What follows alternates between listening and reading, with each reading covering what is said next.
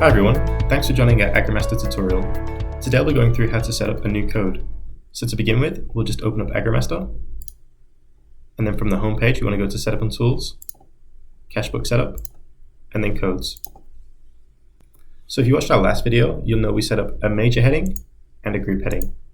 Today I'm just going to set up a code underneath this group heading, and I'm going to keep it simple and keep the name as code. So to begin with, we just need to click below the group heading, click Add New Code. From the right hand side here, you just want to make sure you've got code selected, and you need to select whether it's a receipt or a payment. For this example, I'm going to use income, so it'll be a receipt.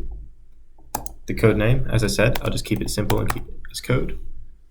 Now you need to select the GST category. So you can select from the drop down menu here. If you're not sure, you can always check our help articles. Otherwise, we advise you check with your accountant. So I'm just going to click standard.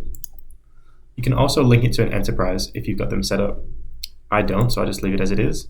But if you use this, it helps when you're running stat reports. Underneath this, we have the quantity type. So for example, if you're using a fuel code, you can go down and select liters.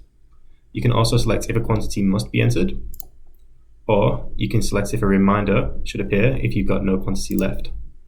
For this example, I'm just going to click no reminder and just leave it as each.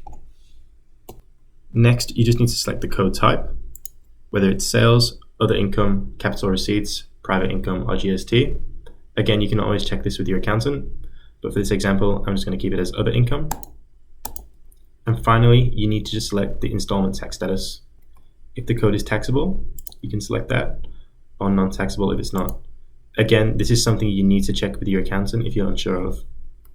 Once you're happy with the setup, you can click the green tick and just click yes if you're happy with this, which we are.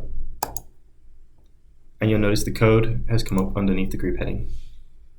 So that's all for today.